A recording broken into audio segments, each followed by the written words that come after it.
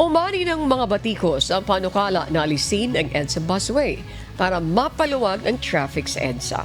Kaugnay niyan, makakapanayam natin ngayong umaga si Ginoong Jesus Ferdinand Andy Ortega, ang Undersecretary in the Department of Transportation o DOTR, upang magbigay ng detalye ukol sa nasabing issue.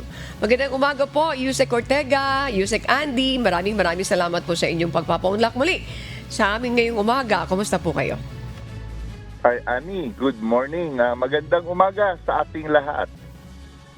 Opo, ang first question ko po, Yusek Andy, kumusta po ang magiging hakbang para sa operasyon ng EDSA busway? Tiyak na po ba na hindi na ito ititigil o ipatatanggal?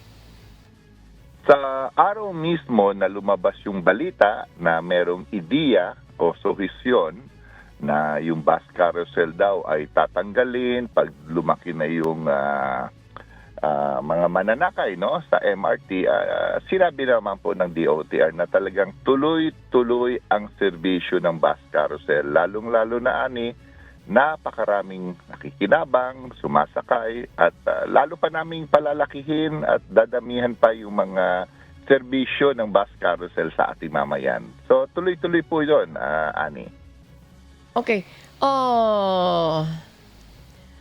Yusek, ano yung naging benepisyo ng EDSA busway sa mga commuter? Malaki po ba ang naitulong nito sa publiko?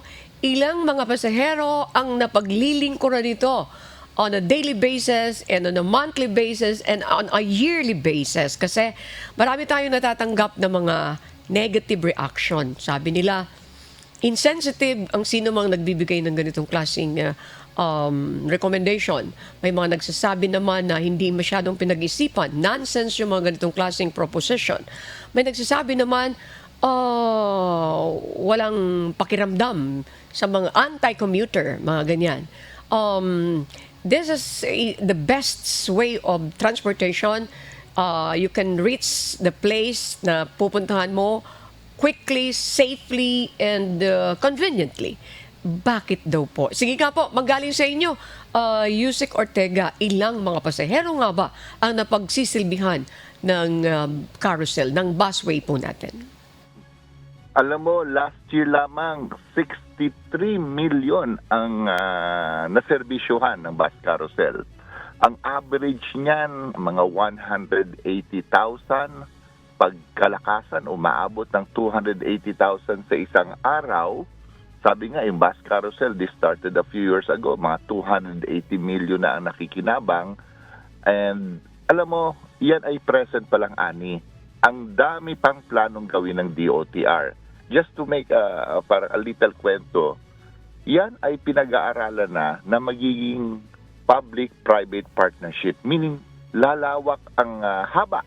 Dadami ang pasahero at papasok na yung ating mga pribadong companies to help the program. Dahil tama ka, no, yung mga na-mention mo earlier, grabe ang pakinabang ng ating ordinaryong mananakay. Ito yung sinasabi nga namin, parang sometimes they feel like in a short few minutes of their biyahe, para silang nasa business class nga. Dahil mabilis, maayos yung serbisyong na ibibigay, lalong-lalo na pagpapasok sila sa eskwelahan or sa opisina.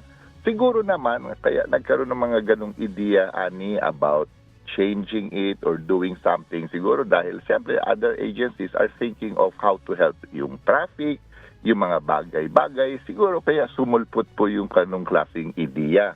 Ngunit talagang makita naman po natin sa reaction ng ating mga mamamayan at sinabi naman po ng ating budhing Secretary Bautista, talagang tuloy-tuloy po yung bus carousel at palalawigin pa namin yung serbisyo po sa ating mamamayan. So millions po yan. In a year, 63 million. Last year po yan. Sa madaling salita, 63 million sa loob ng isang taon. One way of encouraging also those using the private vehicles na who don't be too dependent dun sa pribadong sasakyan para makatulong tayo doon sa pagdami ng mga sasakyan diyan sa main thoroughfares. You can use the busway because that is sufficient. Parang ganun po, Asik Andy. Alam mo, tama ka, Ani, no? I forgot to mention, not only pagandahin yung serbisyo for those already who are availing of the bus carousel, ngunit to really attract yung mga nagmamaneho ng pribadong sasakyan nila para sumakay na lang sila sa bus carousel or other form of transportation. That is really the challenge also for us, tama ka, Ani, na mayaya yung mga nasa pribadong sasakyan at sumakay sa mga public transportation. Okay, I just want to get another reaction from you again. If I'm not mistaken, by 2020, 2026, we will be hosting Philippines, what's this? Philippine Southeast Asian Summit. Ano yung mga paghahanda na ginagawa? Especially, ito talaga makikita nila yung tindi ng traffic kung sakasakali po.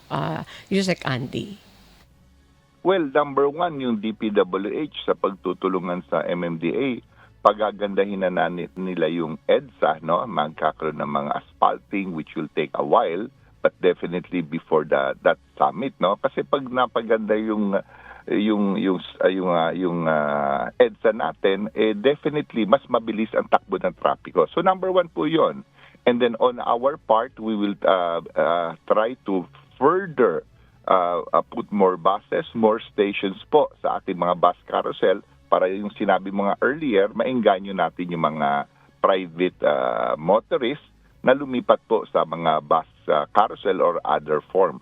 So yun po yung mga initial na ginagawa natin ngayon. But definitely, as always naman, magtutulungan yung different government agencies to have a successful hosting of that ASEAN Summit at maipakita po that the government is there for the people and also po ma-achieve natin yung ating objective wherein things will be much improved lalong-lalo na bago dumating po yung ASEAN Summit.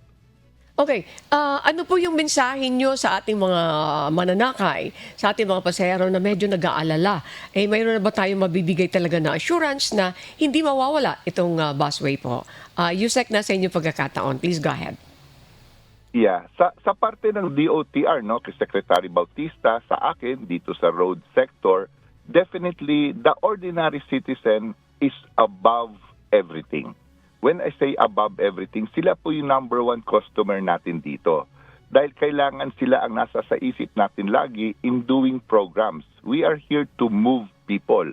Gagalawa po sila ng maramihan, mas mabilis, safe, accessible, mura, para po makinabang sila sa mga programa ng gobyerno. So dito po sa bus carousel, dito po sa mga subway or mga other forms. In fact, even itong modernization program po, not only the drivers and operators ang nasa isip namin, but always the commuter. So I do believe with that mindset of DOTR, we will improve. We will try and really improve the lives ng ating ordinaryong manggagawa. Gusto po natin maramdaman that even though they are an average working, yun ang nararamdaman nila, pero yung serbisyo na ibibigay po namin sa kanila will be much more than the rest. Maraming salamat po sa inyong oras, Ginoong Jesus Ferdinand Andy Ortega, ang Undersecretary ng Department of Transportation ng DOTR. Thank you so much. Good morning po. Thank you po sa inyo.